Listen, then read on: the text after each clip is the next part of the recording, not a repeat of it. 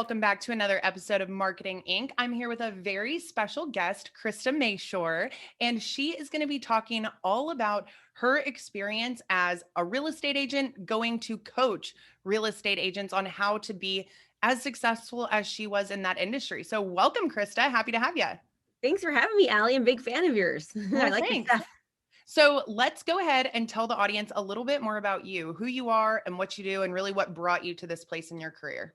Yeah, so I have been in real estate for 20 years, and I've always been in the top 1% of real estate agents nationwide. And the reason the way that I was really successful in real estate was I did things like very non-traditionally. So, over the past 8 years, I've had a high focus on utilizing video, social media, digital marketing. And so I just took kind of that approach to my real estate business and love it. And about 3 years ago, I decided that, I love real estate, but I really love teaching even more. I used to be a teacher prior to getting into real estate. And so I now teach real estate agents across the country how to dominate their local markets. I think that's awesome. And in all honesty, teaching is such a huge component of this type of business. I think people forget that not everyone is a natural teacher. And so when you have something like that, I feel like it can really make a coaching business so much more successful because I'm sure you've really understood how people learn best over the years. Yeah. My master's degree is in curriculum and instruction. So it really helped me learn to create the coursework and do all that. And, like you, I'm kind of a lover of people too. So that definitely helps as I actually like people. Yeah, So definitely. I like being around them and all that too. So yeah, I think what we're going to talk about today will absolutely work for. I know that you really help like local businesses and kind of the same type of thing. So this strategy that we use, it's the exact same strategy I used to go into coaching that I used in real estate. And so it'll work for any of your listeners. Awesome. Well, I am so excited to hear about it. So why don't you give us a rundown of kind of where this strategy began, maybe how it's evolved, and tell them a little bit more about the specifics of how this could work. Yeah. Okay. So I was a real estate agent and I was doing really well. So my first year in the business, I sold 69 homes, and then I would usually Wow. sell over like 169 for some reason that number. But on my best year, I did 169 homes. But all of a sudden, one year, the market had transitioned from being like a really good market to foreclosures and short sales. So when that change happened, I really adapted quickly and pivoted and, was a very successful REO and short sale agent. And I did that for about 6 years, but all of a sudden the market got better. I went from doing like 150, 160, 170 homes a year as a solo agent to around 12 one year. And I was like, oh my gosh, because the market got better, right? But I had only been known and positioned myself as a foreclosure agent. So I went to a listing appointment and I didn't get the listing, and I called them back and I was like, hey, just curious, I'd love some constructive feedback as to why you didn't choose me. I know harm no foul. I just want to be able to improve. And they said, Krista, we really liked you, but the last agent called you a foreclosure queen. And I was like, I am a foreclosure queen. I got to change up my marketing. So I realized I had to like reposition myself, brand myself, completely change what I was doing. And so what I started doing was I started doing video like way back when, before anyone was doing it. It was like no one was doing it back then. I had to hire, a videographer with had the big cameras and all that. And then I started running Facebook ads. So I take that content, run Facebook ads behind them, and I learned totally how to master Facebook, marketing, marketing on Facebook, retargeting on Facebook, lookalike audiences, the whole 9 yards, and started really building my brand that way. So we would create a video, and the videos get anywhere from 400 to 700 hours of watch time locally on every video that we produce. Yeah. And so it just helped me. So again, within over a year, I was back up over 100 homes a year. None of them were short sales or foreclosures. And so I think the good news to hear about this is like you could be brand new at whatever you're doing, or like not doing very well. And if you utilize this type of strategy, it can work very quickly for you. As you know, Allie, I think it takes a little bit longer now than it did for me back then because nobody was doing it. So now there's a little bit more competition. But what I find is like in like the professional world market or in like the local business, no one is doing it. Like I know, you're so right. Yeah, like no one's doing it. I try to think like, okay, can I think about, a specific attorney I would think about, or, insurance agent or mortgage broker or any of that. No one ever comes to mind, right? Everyone that thinks about real estate thinks about me in my local area because I market like this. So I just feel like it's like open playing field for anyone to be able to market themselves like this. You're absolutely right. And this is still the thing that I see people struggle with the most is being on video, being on camera, feeling comfortable. Although it's one of those things where social media is such a great opportunity to do this, even with no experience, because people don't necessarily expect perfection. They really just want to see somebody and hear somebody and learn about their knowledge and why they would actually be qualified to help someone. So can you tell me a little bit about how that was for you when you first got started with video? How comfortable were you? How did you really kind of find your own in the video space? And then I'd love to talk a little bit about some of those topics that you were actually discussing on video. Yeah, so that's a good question. So first of all, nobody likes to do video. Okay. I mean, I've helped thousands of real estate agents. And if you take 100 real estate agents out of 100, maybe two are comfortable with it. The other 98 are petrified. Like we're afraid of how we're going to look or how we're going to sound, or are people going to like us? What if we mess up? I mean, I feel the same way. It's not like I get up going, yeah, I get to do a video today. It's like, oh, I got to get myself into it. And I've been doing it forever. Right. So I think what I always tell people is if you go to a party or you go meet a client, you can't stick a bag over your head, right? Like that's what you look like. That's how you sound. So anything can be learned. In fact, actually watching yourself on video can be helpful because you learn things that you might be able to improve upon to have your messaging come across better, or for you to, just kind of appear a little bit better. So it's just a matter of starting, right? So back when I started, it was like 3 guys were always around me. And so, it was a little bit harder because it wasn't just me and my camera. It was 3 videographers that were doing it and miking me up, and so it was a little bit more uncomfortable. But now I just use my cell phone, and I don't worry about having any fancy equipment. Sometimes I use graphics, sometimes I don't, and the impact is just insane. I mean, you got to think about this on a local level. Like, for example, Allie, I know you from nationally, right? So you're marketing nationally. And the fact that I know who you are nationally, because I've seen your Facebook ads, and I think I even signed up for one of your courses and never ended up taking it because I was like too busy, but I wanted to take your challenge that you did. I was like, oh, this would be good for me because that's kind of what I do. And so I knew who you were from a national level. So your marketing dollar, I mean, it's like for you to spend $1,000, it's like somebody locally spending $100,000 on marketing because Absolutely. it's so hyper targeted. So imagine if you just create 2 videos a week and you spend an ad spend behind them, and all of a sudden your local market is just seeing you everywhere. I mean, they're seeing you everywhere. They're learning about your product everywhere. They're getting to know you. You're breaking down their barriers, establishing yourself as the authority in your field, and they're getting to like you, right? They're literally developing a relationship with you as if they know you and they see you over and over again. So when somebody goes to do business with you, you're so much more likely to be able to get that business because they already feel like they know you before they even called you, or they wouldn't have called you in the first place. So so you're attracting the clients that want to work with you, and you're detracting the ones that don't. So what I would say is, and I know Allie teaches this, and I know for me too, it's one of the hardest things that my students will start doing is the video. So it's a lot of mindset work. It's a lot of just, really honing in on the tribe that you have and encouraging each other, because once you start seeing, and this works for any business, any professional, it absolutely works. It just works like it's on steroids when it's locally, because no one else is doing it, and your money goes so much further. So just practice. And one good way to start is, I tell my students to send 10 video text messages a day to friends of friends, Facebook friends, and don't ask for business. Just say hi and let them know that you saw something cool that happened to them on their social media and you wanted to, let's just say you had a birthday. Oh, Allie, I had a birthday. Hope you had a great day. Just thinking about you. Hope you're having a good day.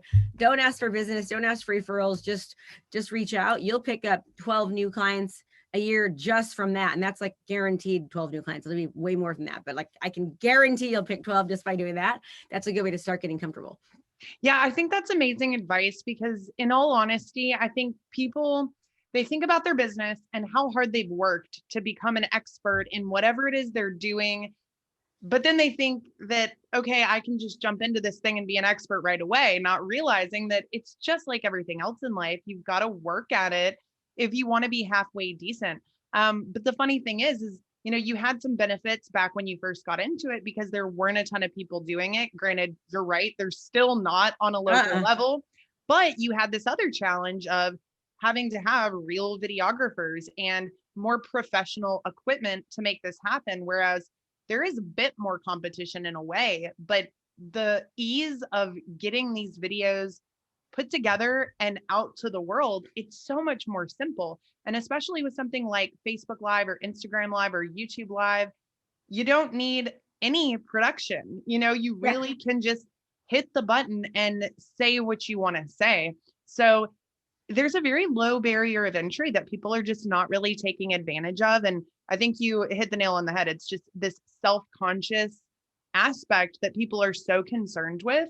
But I also tell people, when you're being self-conscious on camera, you're thinking about yourself. You're not thinking about other people. And if you just think, hey, this knowledge that I have, this is actually going to help someone, which if you're in business, I sure hope that what you're going to tell them would be helpful. So if there's somebody out there that needs to hear it, if you're too worried about yourself to say what needs to be said, then you're not helping other people. So I think it's sometimes just getting into the mentality that it's not even about you. It's about helping that person on the other end that needs to hear what it is you're saying.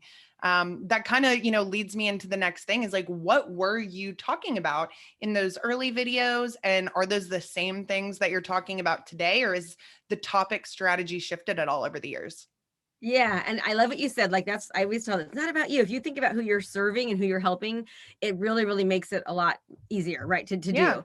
And again, it's never easy. Even when you're good at it, it doesn't ever just all of a sudden become easy. It's just like, even sometimes like, oh gosh, I gotta get ready today because I know I'm gonna have to do some video content. Or it gets harder to be as consistent because I am so busy, right? Like the busier I get, the harder it is to want to remember to do it. But I know that that's what got me busy. So I've got to remember to make sure I do it, Yeah. right? I say the 8 C's. You got to commit to consistently producing content correctly. And you and I both know how important the correctly part is. So you can make a connection so you'll convert more clients and customers, right? I love it. Yeah, remember the 8 C's and you'll be fine. So I do different a little bit now. So back when I first started, it was more like real estate-y. And one thing, and the real estate is still great, but you don't just want to do your profession. So I tell my students, whether they're real estate agents or not, to be a community market leader, right? I have that trademarked. And what that means is anything real estate, or let's just say attorney or doctor or dentist or insurance agent or mortgage broker related, as well as community related, you want to be someone that's talking about it, right? So back when I first started, it was more real estate. Like I'd interview local professionals that had to do with real estate. For example, I'd interview like a financial planner or a probate attorney or a divorce attorney, because those things unfortunately have to do a lot with real estate, right? Yeah. So like I just interviewed about a month ago an attorney that was all talking about coronavirus and eviction, right? Yeah. But now I do things like I do local restaurant reviews, and I'll go in and I'll interview a local a local business. So when Corona hit, I just did Zooms and I was like, hey, support your local market. And I interviewed like 30 different local businesses, and we talked about how people can still work with them. I mean, people love that kind of stuff. They love seeing, the restaurant videos, and those ones are more produced, right? I do have a videographer that helps me with those, but you can describe yourself and be like, oh my God, I'm here at this, Burgers R Us, and I'm eating this burger. It's a bacon double cheeseburger. And it's so good. Go down there and grab one. I mean, people just love seeing that kind of thing, right? So those videos are always really nice to do. And also think about what problems people are having. So like, what's the major problem people are having in your profession and how you can be the solution to that problem? Because unless you're solving a problem, you can't be a solution, right? Yeah. And so sometimes you want your messaging to be super, super hyper targeted and speaking directly towards your niche and not just your profession. And sometimes you want it to be more general, right? Because there's times I'm using video for a branding or to reach everybody or for nurturing, right? And there's other times where I'm going after specific calls to action. So I can kind of give you an example of that, if that makes sense. So for example, let's just say I say, hey, it's a great market right now. The interest rates are low. It's a great time to buy a house. Well, that's what I call a blanket message, right? I'm speaking to everybody. But what about that veteran that has not the best credit score, has no money in the bank, but has a really great job, and they're a veteran? They don't even probably think they can even purchase a home. But if I said this, are you a veteran with an awesome job, not a lot of money in the bank, and your credit score is maybe 625? Did you know you can still buy a house, and probably you'll spend less on your mortgage than you will on your rent, right? Now all of a sudden that original message that veteran wasn't listening to because he doesn't think he can actually purchase, I was able to, what I call, turn that cold lead into a warm lead. Now that cold lead understands, oh my gosh, that's me, I could actually do it, right? So, and remember, when you speak to everyone, you're speaking to no one sometimes, especially in the beginning when people are getting to know you a little bit or they don't know you yet. So you want to have some content that really, really is specific to whatever it is, your niche that you're going after. I think that is just such great advice, and especially really focusing on those different avatars, because that veteran, he's one of those avatars for a real estate agent. And people often kind of know they have avatars, but they're not actually thinking about them when it comes to their advertising or content creation. They still just forget about these really specific people and the problems that those people have. There are so many examples of this that I've seen, but if you can really plan this out in advance and say, who are the people who are most likely to work with me? Is there like a low hanging fruit audience that is automatically going to qualify a lot of the time, but they just need to know that I can help them? That is sometimes the easiest direction to go in. I was actually having this conversation with she's a new student in my mentorship program, and she's a marketer. She actually does real estate. She does local businesses, but she's in Canada. So in Canada, there's this program where it's called like the newcomers program. Basically, people from other countries, a lot of them are from Asian countries, they'll come over, but they have to meet all these requirements in order to be there. So they have to buy a business or start a business. They have to spend a certain amount of money on that business. Like, that's the requirement. And for whatever reason, she has been getting a ton of this business, like just SEO, really. She didn't even try. She's gotten some referrals, but this is an audience that she's already doing well with.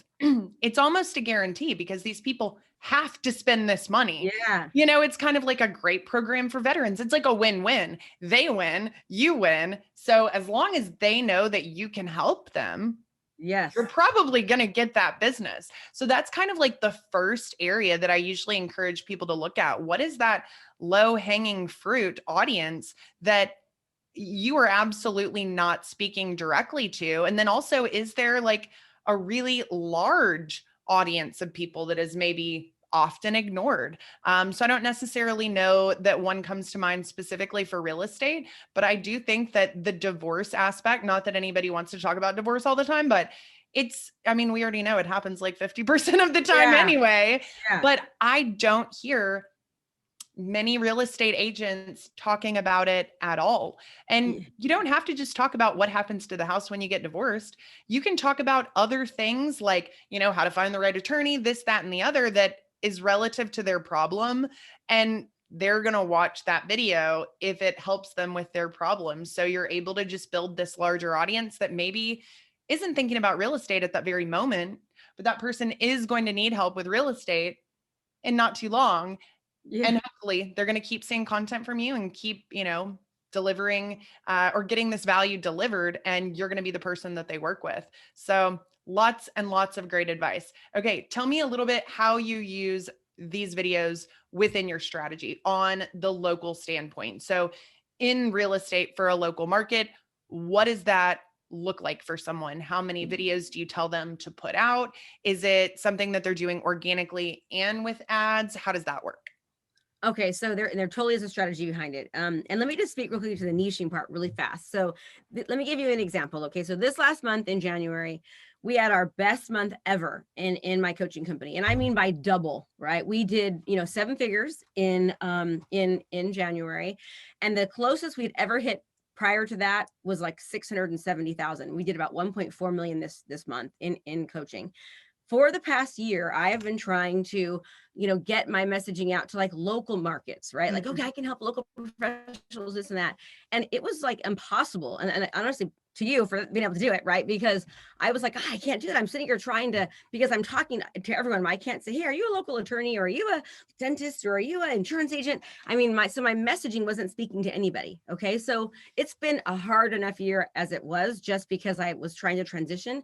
Finally, I realized, you know what? I'm going to go straight back to real estate agents, and all of my messaging, my copy, everything about my business, from my challenges that I'm doing to my 2-day events that I'm doing for them, it was all totally speaking to them. And because of that, we had a record month, right? A record month. And I'm just like, oh, why didn't I do this? I know about niching. I know I preach niching, and here I am not doing it. You know what I'm saying? Or I was for a long time, but I thought, oh, I could do this anyway. So it absolutely is imperative. So really, really, think about that. And like, let's go back to divorces. Maybe you want to divorce and you've got children. You want to divorce, peacefully. So you're going to have to hire that realtor, peaceful, friendly divorce person, whatever it might be. I mean, we can just go on and on about the different types of niches that you can have. Okay, so strategy is, at first I tell my people to do videos all paid. Okay, we have them put their videos as well on their personal page and their business page. We do something called video repurposing, where they put them on their YouTube channel and blah blah blah blah blah. However, in most cases, unless you're a specialist in YouTube ads or a specialist in each one of these platforms, you're not going to get a lot of organic reach. So the best way to do it is to pick a platform, to master the platform, and to start running paid ads. So I specialize in Facebook ads on a local level. And the strategy first is just getting the content out there, utilizing the reach objective, right? And the video views objective, so that people actually, you're reaching the masses locally, and you're also going after people that want to watch videos. And then once you do that, for about the first, 30 to 45 days, you're just putting out content. You're not asking anyone to do anything. You're not saying, hey, download my free buyer seminar or my free seller book, or do you want a home evaluation? That happens last. So it's really easy to convert a lead once you've positioned yourself as the expert, targeted specific people regarding a certain content, right? So for example, let's just say I want seller leads. I'm going to do seller videos. And right now, one of the pain points of a seller is, man, I want to sell, but there's no inventory. So I'm afraid that if I sell, I'm going to be homeless, right? Yeah.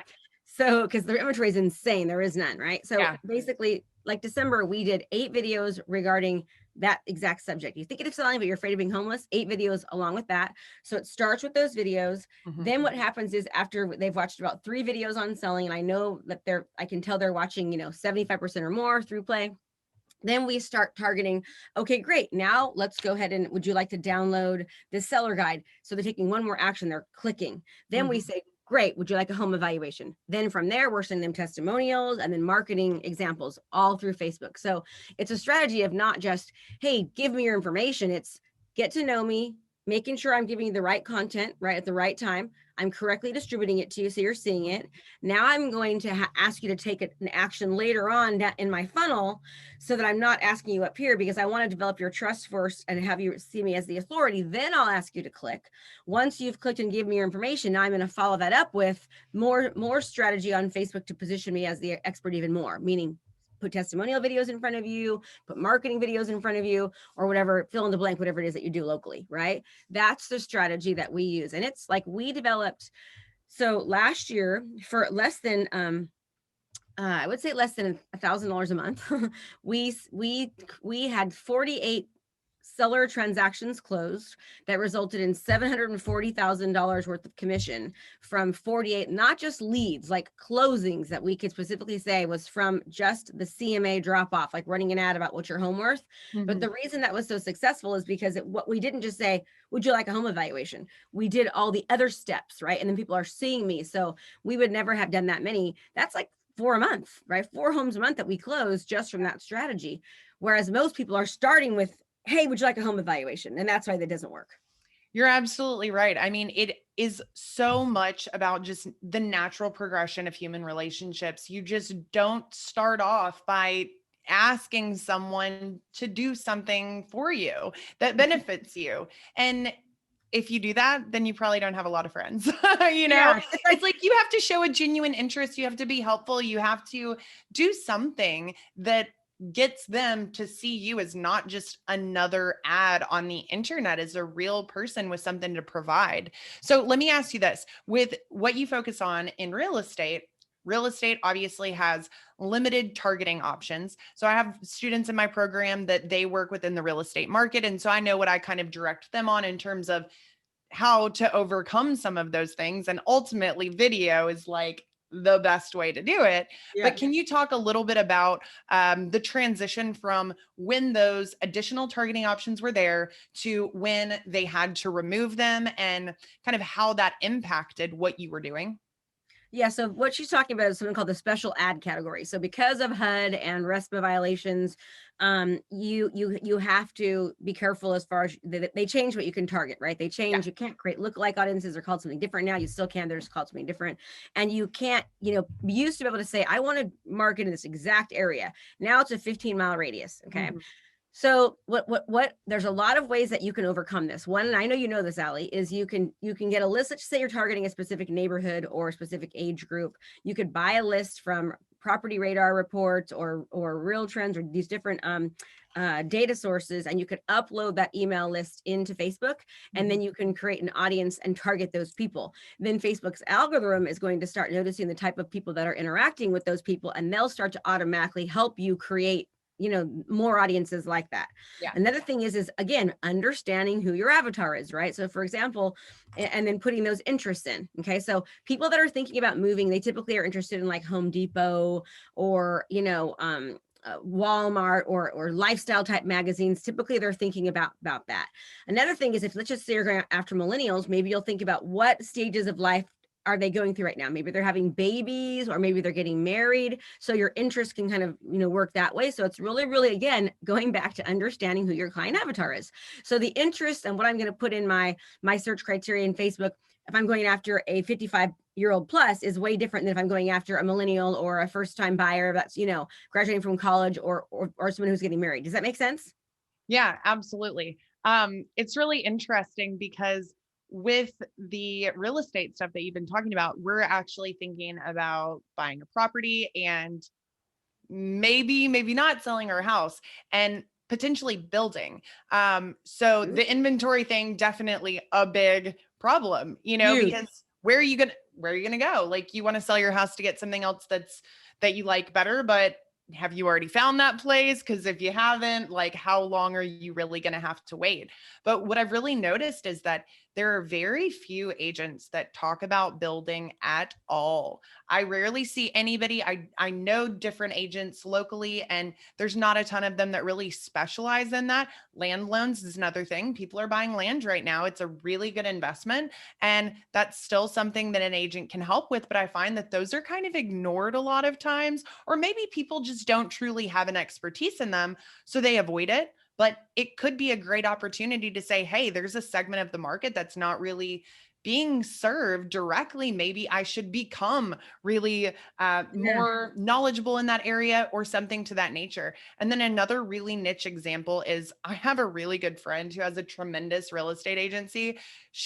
All of her leads almost are organic in a large volume.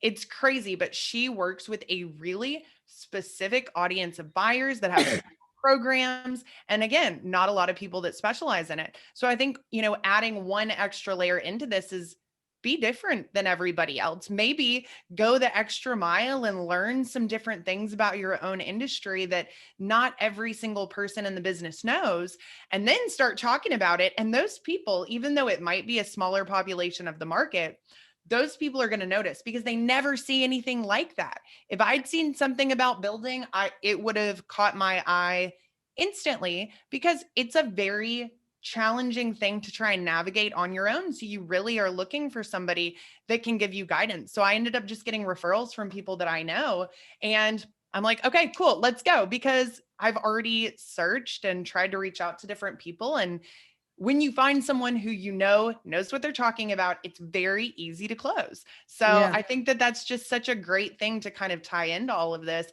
Be that expert, know those things, but really share that information with people, because they're really going to respond to it. Especially in real estate, people love real estate. Like, think about anytime a listing goes up in your area, you're pulling that flyer because you want to know what the heck the price is, right? Like, I'm in real estate and I pulled the flyer. Like, I'm like, oh man, there's my neighbor's listing. I don't wait to go home and look it up on the MLS. I pull the flyer, and you can have more than one niche. Like, for example, this past December, we created 300 scripts. We picked 23 different niches. We did like way more than actually 300. We did like anywhere from 10 to 20 scripts per niche. And we give this to our students. We're like, here's your content for the next year. Like, create this content. Even if you don't love that niche, because it's getting out there on the web, you put it on your website, you get SEO, you put it on YouTube, you get SEO. Now, when people start to do these searches for these specific niches, you're going to show up. So it's like, it's just what you said. If somebody was actually creating content regarding land, you would be listening because it spoke directly to you. That's Mhm. like, I'm going through menopause. If I see night sweats and hot flashes, I'm like, oh my God, I'm clicking because I'm just so annoyed with it, right? But if I see hair club for men, I got extensions, I'm not clicking, right? So the more the content speaks directly to the person, the more likely they will click and convert. And I think this is another really important thing to bring up. Okay. So you said you're going through menopause, something like that would speak to you. I'm thinking about buying land, something like that would speak to me.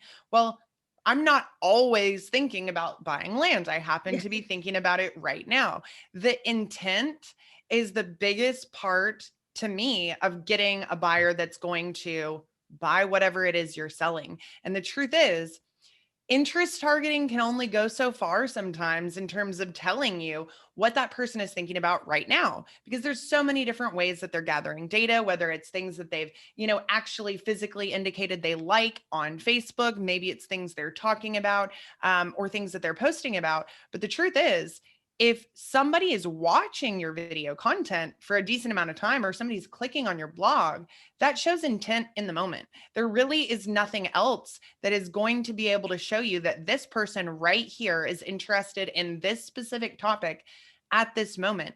And video being so cheap to get out to the masses, it does allow you to kind of cast a wider net, but then really get those high intent potential buyers to show that to you, and then build those look-alike audiences off of those people, because intent's always changing. And something that I said I liked 5 years ago, it may not be anything that I care about pursuing or spending money on right now. So I think Yeah. that's another really important thing that a lot of people don't talk about where content is concerned, is that there is so much to be said for them taking this time or this action right here and right now. And so I don't know if you see this a lot in the people that you work with, because maybe they're not doing anything before they start working with you. I know I see that a lot, but Yeah.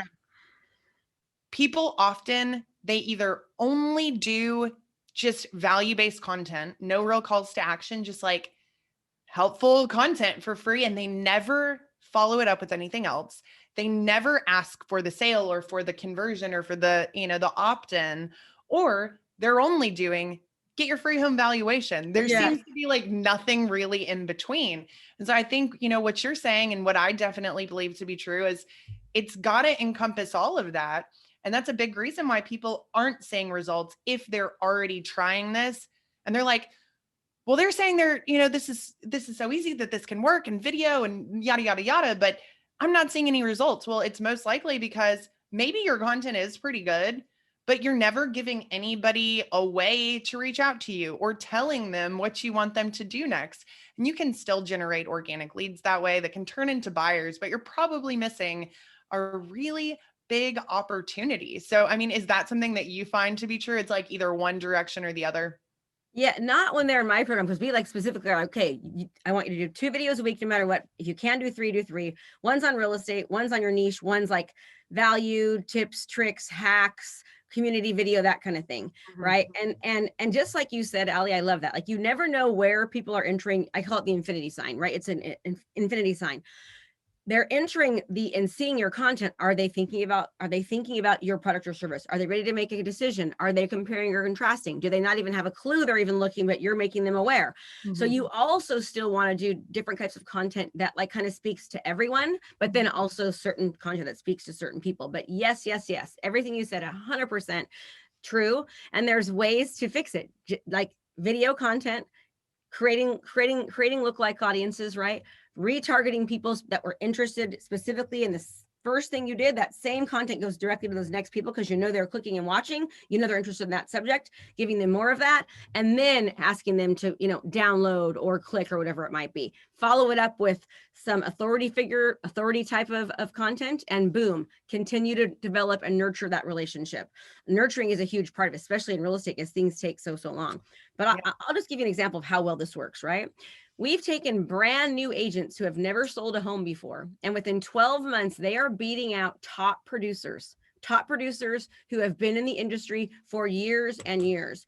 We've taken agents who sell 2 homes a year to selling 13, or who already were top producers selling 108 to selling 293 within 2.5 years. Like, I mean, major differences. And it's because they are being seen. There's a reason why McDonald's, advertises during the Super Bowl when it's 100 times more expensive, because they know Super Bowl advertising, TV marketing works.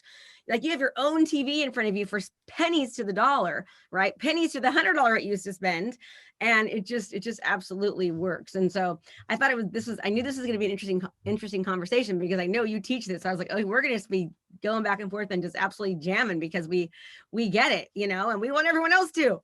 It's true. And there really aren't enough people that are focused on helping local businesses right now, at least that I see. Maybe they're not getting out there in this exact strategy that we're talking about right now, but local businesses need more help than anyone, not just because they tend to be more technologically challenged and a little bit slower to adapt in some ways. But I mean, coronavirus has just completely devastated different segments of the market in this local business community. And the best thing that I hope has come out of this will be that if these businesses are still in business, which, unfortunately a lot aren't, that you cannot rely on traditional means of gaining customers. You have got to find a way to be in front of them where they are, even if they can't drive by your location. So maybe you were in a great foot traffic area and you didn't need to do a ton of online marketing because you always had a steady flow of customers coming through your area. Well, when all those customers and all that traffic is taken away, now you have to try and either wait around for things to change, in which we're almost a year later and things are still similar, or you can really say, okay, I've got to do something different, even if it's scary, even if I've never done it before and I don't know, how it will work for me. You've got to be willing to be bold. And sometimes it's making a bolder financial investment and saying, I'm going to invest money in paid advertising for the first time, because a lot of people I talk to, it's their first experience really spending consistently on their own marketing.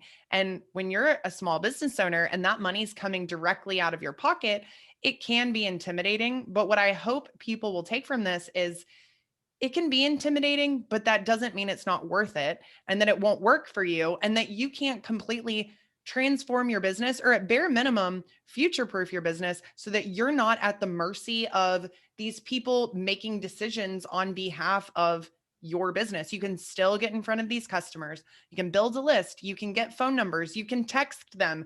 You can stay in contact and make sure that they know what you're doing, so that you don't ever have to feel maybe this anxiety that you felt over the last, 9 to 12 months. And I hope nobody feels that way. But I do know that it's like, you spend money on advertising. I spend money on advertising. Everyone we work with spends money on advertising, and it really works. If you're doing it the right way, it really works. So please, if you're not doing it yet and you've been listening to this podcast and you haven't actually taken that step yet, you need to do it, because waiting isn't going to help at all.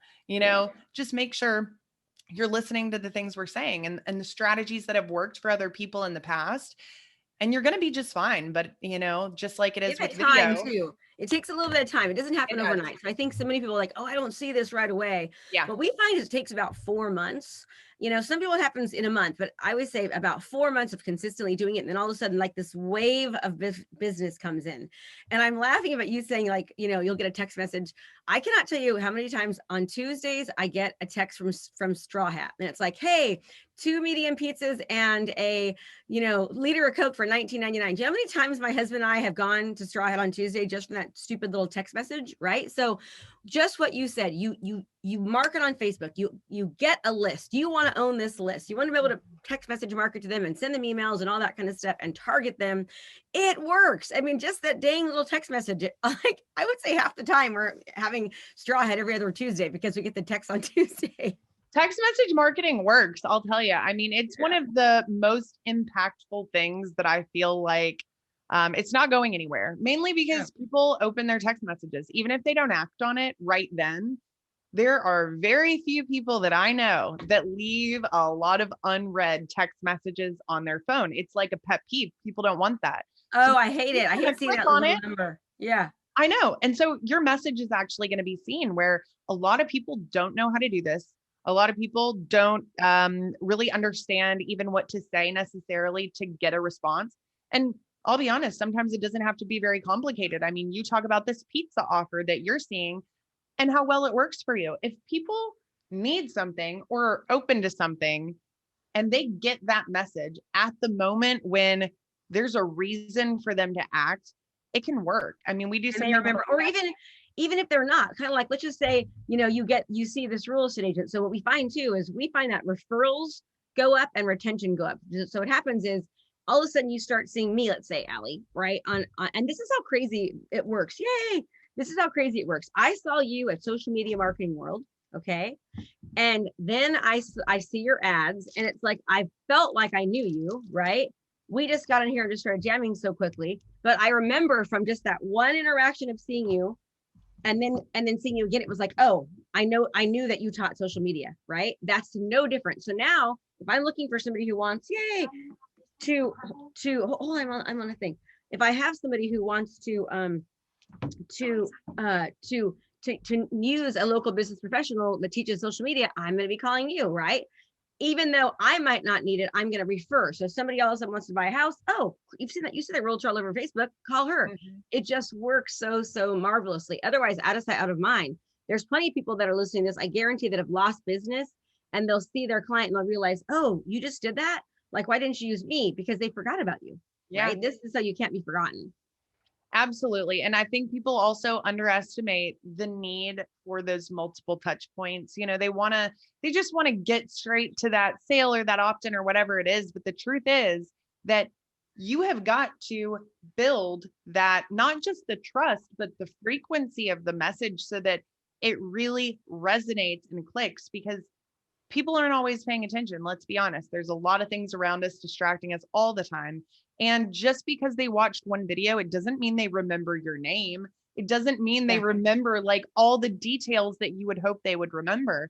So the more consistency you have and the more frequency you have, especially with video, because you can communicate so much more, which is, the same thing essentially as social media marketing world. It's a live presentation, same content that's being, it's all being recorded and used in other places. But that's why it works, because when you really can sit there and listen to someone for an extended period of time, see their face, hear their voice, hear examples that they're giving, it just solidifies in your mind, this person is, doing this, this is who they help. And I know that if I need that in the future, or if someone else needs it, then I'm going to remember that name and I'm going to be able to refer them. So I think that's just phenomenal advice. I know that there's so many real estate agents in the country, hopefully, that are hearing this, that will take this advice, because based on everyone that I know in the real estate world, you're in the 1%, and that really is the 1%. Most other agents are not spending money on advertising. They're not taking it super seriously. They're kind of keeping it in like their back pocket, doing some sales here and there, or maybe they're really trying hard and they're just not getting any traction. But there's a huge group of people out there that could really explode their business with this. And obviously not just real estate agents, any type of local business. This does work on a large scale, which ironically, like we mentioned, it works for the coaching and the marketing business too. It's no different than the strategy I use. It's just on a larger scale, which doesn't always, it's not always better, because exactly like you said, you have to spend more money to reach the people you want to reach. And there are only so many people in your local market, which gives you much more predictability about how much you need to spend to reach everybody. And if you're actually following a plan, you're going to be able to crush it. So hopefully this helps a lot of people out there. Thank you so much, Krista, for being on today. If people want to learn more about you, where can they find you? Yeah, so you can go to kristamashore.com/client conversion. kristamashore.com/client conversion. I've got a 2-day free event. And that's a little bit more geared towards real estate, but it really will help anybody. But the book that will help them is called The Ultimate Lead Gen Playbook. So The Ultimate Lead Gen Playbook, you can get on Amazon if you want, and it'll absolutely speak just to what it is that your audience will be able to, it'll speak to their language. Awesome. Well, you guys definitely check her out. This has been great. Thanks so much, and hope to see you guys back next time. Thank you. Bye.